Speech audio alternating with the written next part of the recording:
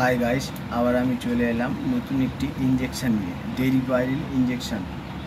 এটা কখন ইউজ করা হয়, কী জন্য ইউজ করা হয়, কেন ইউজ করা হয়, এর কম্পোজিশনটা কী, আপনারা ভালোভাবে এটা বুঝে নেবেন। আমি আপনাদেরকে বুঝিয়ে বলছি।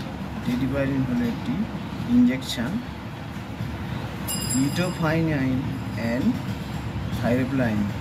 এটা হচ্ছে শ্বাসকষ্টর একটি ইনজেকশান। যেসব পেশেন্ট অ্যাজমা রোগ এবং শ্বাসকষ্ট হঠাৎ কষ্ট হচ্ছে তাদের জন্য এই ইনজেকশান ইউজ করা হয়।